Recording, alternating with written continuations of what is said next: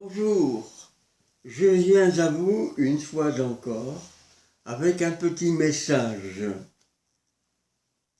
Il arrive que les chrétiens dont nous sommes ne soient pas tendres avec leur Église. Ils me font penser à des spectateurs assez bien installés sur les tribunes d'un stade et qui par leurs cris ne laissent passer aucune faute ni aucune maladresse des joueurs. Je vous dis cela parce que je viens de retrouver une réflexion sur l'Église du pasteur André Dumas. Je transmets. Quand je pense à l'Église, dit-il, je la voudrais telle qu'elle n'est pas. Attirante, engageante, percutante, militante, sans doute aussi variée et universelle, secrète et évidente, riche et nourricière, pauvre et véridique, surprenante et solide. Bref, j'aimerais, mon Dieu, qu'elle me donne tout ce que je ne lui donne pas. Tu la connais aussi bien et mieux que moi, trop petite pour ta grandeur et trop grande pour notre petitesse.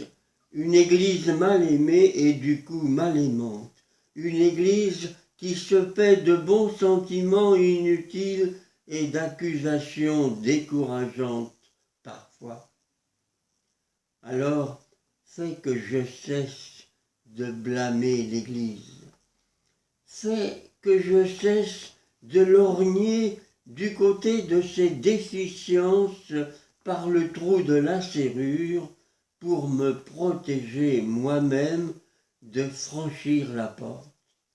Fais que je quitte le banc des spectateurs et des moqueurs pour m'asseoir au banc des acteurs, car ainsi seulement je m'arrêterai de regarder ton Église, qui est notre Église, pour y vivre avec les autres. Dans la bousculade des événements de ce temps, oui, prenons nous aussi du recul.